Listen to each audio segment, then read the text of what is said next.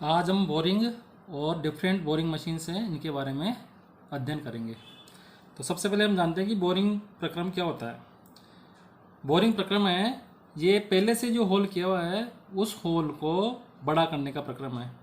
अर्थात बोरिंग प्रक्रम के द्वारा हम कोई होल नहीं बना सकते, ड्रिलिंग नहीं कर सकते, बल्कि पहले से जो ड्रिल किया हुआ होल है उस होल को हम और बड़ा कर सकते हैं। Boring is the process of using a single point tool to enlarge and locate a previously made hole। यानी पहले से जो होल किया हुआ है उसको इनलार्ज करने का प्रक्रम है। बोरिंग प्रक्रम क्यों किया जाता है?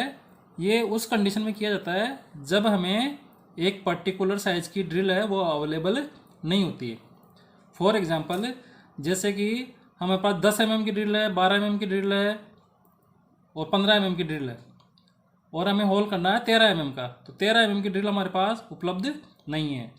तो पहले हम 10 mm की जो ड्रिल है उससे 10 mm का ड्रिल कर लेते हैं होल, और उसके बाद में उसको हम 13 mm तक इनलार्ज कर सकते हैं। तो अगर हमारे पास सूटेबल डायमीटर की ड्रिल अवेलेबल नहीं है तो उस कंडीशन में हम बोरिंग प्रक्रम है वो पहले से जो होल किया हुआ है ड्रिल के द्वारा उसको इनलार्ज करके रिक्वायर्ड साइज का होल है वो बोरिंग प्रक्रम के द्वारा प्राप्त कर सकते हैं।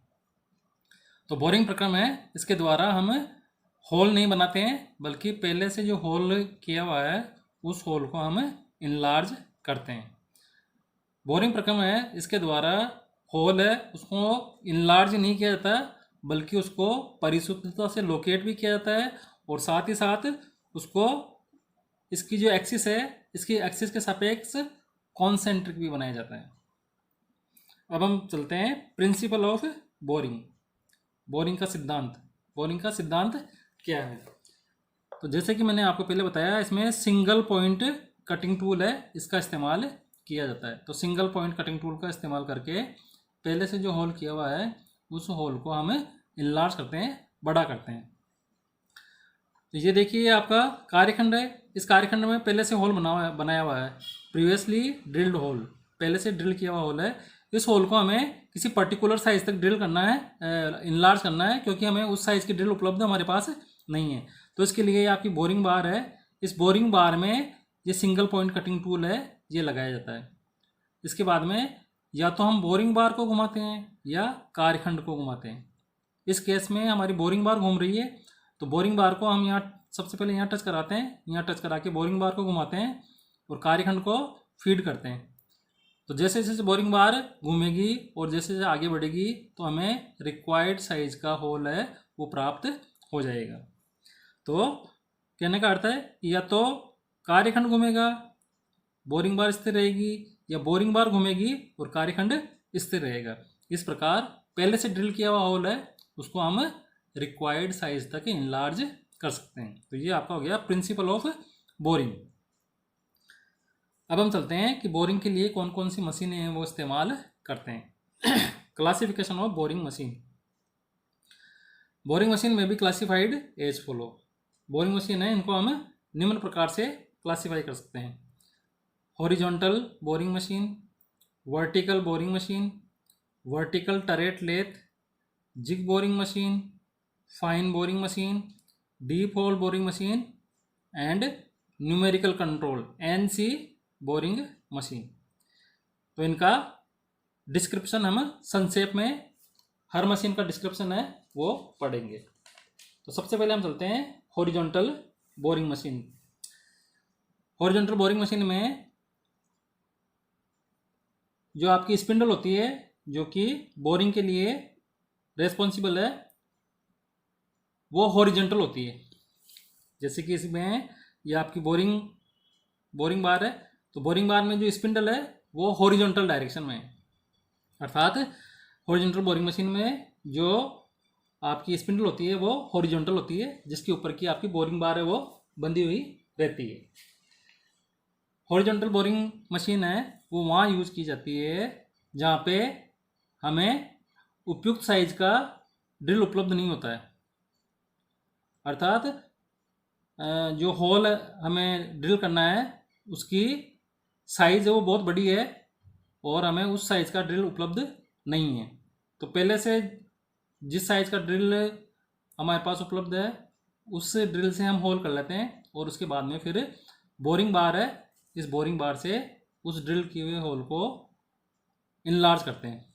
तो ऐसे कार्यखंड जिनमें हमें काफ़ी बड़ा होल करना हो, उस होल को करने के लिए हमें हॉरिजॉन्टल बोरिंग मशीन को काम में लेते हैं।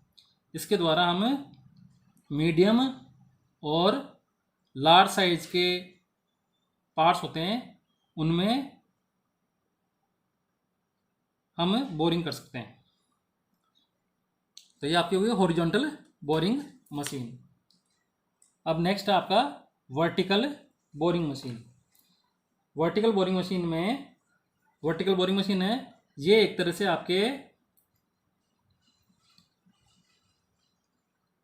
लार्ज और भारी, बड़ी और भारी लेथ मशीन के समान ही है, लेकिन लेथ मशीन में जो एक्सिस होती है वो स्पिंडल की एक्सिस हॉरिजॉन्टल होती है, जबकि इसमें एक्सिस है वो वर्टिकल डायरेक्शन में होती है, इसलिए इसका नाम हो गया वर्टिकल बोरिंग मशीन। तो वर्टिकल बोरिंग मशीन है वो एक बड़ी और भारी हॉरिजॉन्टल लेथ मशीन के समान ही है, लेकिन इसमें जो एक्सिस होती है वो वर्टिकल डायरेक्शन में होती है। वर्टिकल बोरिंग मशीन है ये भारी और बड़े कार्यखंड है उनके ऊपर बोरिंग करने के लिए डिजाइन की गई है, क्योंकि बड़े और भारी कार्यखंड होते हैं उनको हम सेंट्रल लेथ पे नहीं लगा सकते, उनको हम सेंट्रल लेथ पे नहीं लगा सकते क्योंकि उसमें स्विंग और बेड होता है वो लिमिटेड होता है। तो बड़ा कार्यखंड है वो सेंट्रल लेथ पे हम नहीं चढ़ा सकते, इसलिए बड़े और भारी कार्यखंडों को बोरिंग करने के लिए ही वर्टिकल बोरिंग मशीन है उसका आविष्कार हुआ है। तो वर्टिकल बोरिंग मशीन है, इसमें ये आपकी इस प्रकार से होती है वर्टिकल बोरिंग मशीन। ये देखिए इसमें ये जो आपका बेड है वो बेड के ऊपर ये वर्कपीस रखा हुआ है, ये वर्कपीस हॉरिजॉन्टल प्लेन में रखा हुआ है, जबकि सेंट्रल लेथ में ये वर्टिकल प्लेन में होता है। इसलिए हम भारी और बड़ा कार्यखंड है इसको भी हम इस मशीन के ऊपर बोर कर सकते हैं। तो ये आपका वर्कपीस है, वर्कपीस एज यूजुअल जैसे हॉरिजॉन्टल बोरिंग आपकी लेथ मशीन होती है उसमें कार्यखंड रोटेट करता है, इसी प्रकार इसमें भी कार्यखंड रोटेट कर रहा है। और टूल है, इस टूल को हम डेप्थ ऑफ कट देके इस डायरेक्शन में फीड देते जाते हैं, जिससे आपका कार्यखंड है उसमें रिक्वायर्ड साइज का बोर है वो प्राप्त होता है। तो आपके भारी कार्यखंड, लंबे और भारी कार्यखंड जिनको हम सेंट्रल लेथ पे नहीं पकड़ सकते, उनकी बोरिंग करने के लिए वर्टिकल बोरिंग मशीन है इसको काम में लिया जाता है। अब नेक्स्ट चलते हैं हम vertical turret lathe. Vertical turret lathe है ये आपके इंजन लेथ है, उससे इस बात में इस सेंस में अलग है कि इंजन लेथ होती है, उस इंजन लेथ में आपका चक, स्पिंडल के ऊपर जो चक लगा होता है वो वर्टिकल डायरेक्शन में होता है, जबकि इसमें वर्टिकल टरेट लेथ में जो चक होता है ये हॉरिजॉन्टल डायरेक्शन में होता है। तो इससे क्या फ़ायदा होता है? इससे ये फ़ायदा होता है कि आदमी अपनी कैपेसिटी के अनुसार कितना भी वेट जितना वो उठा सकता है वो उठा के हॉरिजॉन्टल टेबल पे रख सकता है। वर्टिकल टेबल पे रखना थोड़ा भारी कार्य है, जबकि हॉरिजॉन्टल टेबल पे भारी कार्यखंड को रखना आसान होता है। इसलिए वर्टिकल टरेट लेथ है वो इंजन लेथ से इस बात में अलग है कि इसमें जो चक या टेबल होती है वो वर्टिकल प्लेन में नहीं रह के हॉरिजॉन्टल प्लेन में होती है, जिसके कारण कार्यखंड है उस कार्यखंड को हम आसानी से उठा के उसके ऊपर रख सकते हैं। ये आपके वर्टिकल टरेट लेथ। ये देखिए आपका ये जो टेबल है ये टेबल हॉरिजॉन्टल प्लेन में है, जबकि सेंट्रल लेथ होती है उस सेंट्रल लेथ में टेबल होती है वो वर्टिकल प्लेन में होती है। वर्टिकल प्लेन में होने से भारी कार्यखंड है उसको उठाना डिफ़िकल्ट होता है, उसके ऊपर लगाना, जबकि इसमें हम ये जो आपकी टेबल है, ये टेबल हॉरिजॉन्टल प्लेन में है, इसलिए हम भारी कार्यखंड को भी व्यक्ति जितनी उसकी कैपेसिटी है उतने भारी कार्यखंड को उठा के वो आसानी से इस हॉरिजॉन्टल टेबल पे रख सकता है।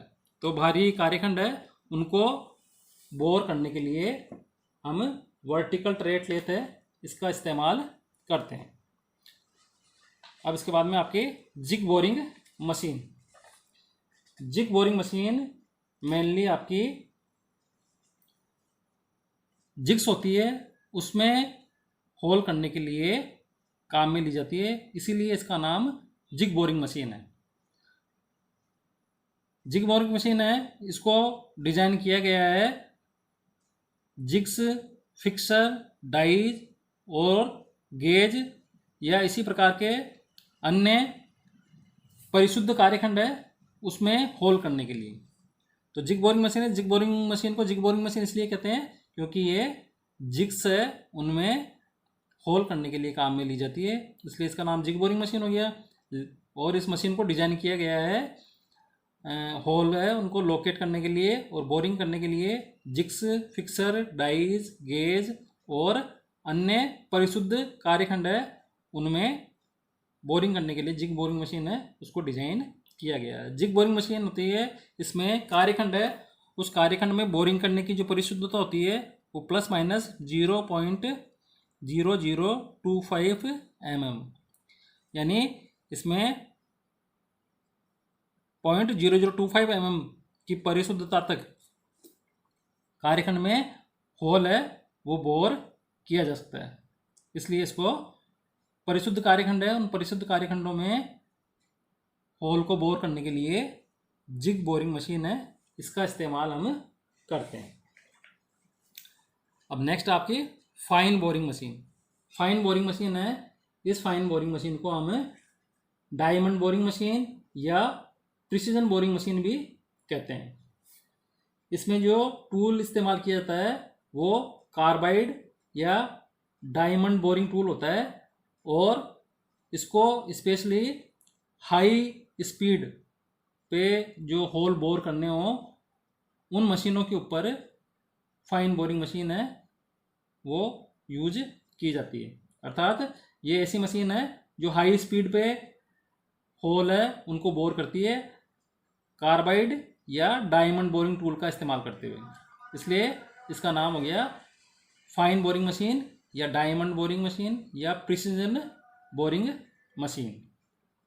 तो ये जो मशीन होती है ये हाई स्पीड पे चलकर कार्बाइड और डायमंड बोरिंग टूल का इस्तेमाल करते हुए कार्यखंडों में बोरिंग प्रक्रम है उसको पूरा करती है। इसके बाद में आपका है deep hole boring machine. Deep hole boring machine है, ये गहरे कार्यखंड है या ज़्यादा लंबे कार्यखंड है उनमें बोरिंग करने के लिए काम में ली जाती है। डीप होल है या गहरे कार्यखंड है उनमें होल है, उस होल को बोर करने के लिए काम में ली जाती है, इसलिए इसका नाम हो गया आपका deep hole boring machine. Deep hole boring machine होती है ये प्राय हॉरिजॉन्टल प्रकार की होती है जिसमें कि लंबे कार्यखंड है उनमें होल है, उनकी बोरिंग करने के लिए इस मशीन को काम में लिया जाता है।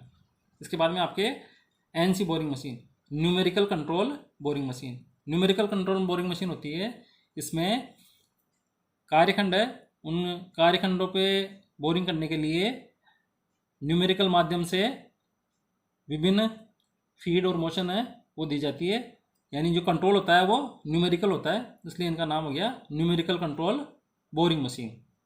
तो ये आपके मुख्य बोरिंग मशीन है जिनका डिस्क्रिप्शन है कि आपके horizontal boring machine, vertical boring machine, vertical turret lathe, jig boring machine, fine boring machine, deep hole boring machine और न्यूमेरिकल कंट्रोल बोरिंग मशीन। ये मुख्य प्रकार की बोरिंग मशीन्स है जिनका ये शॉर्ट में डिस्क्रिप्शन है।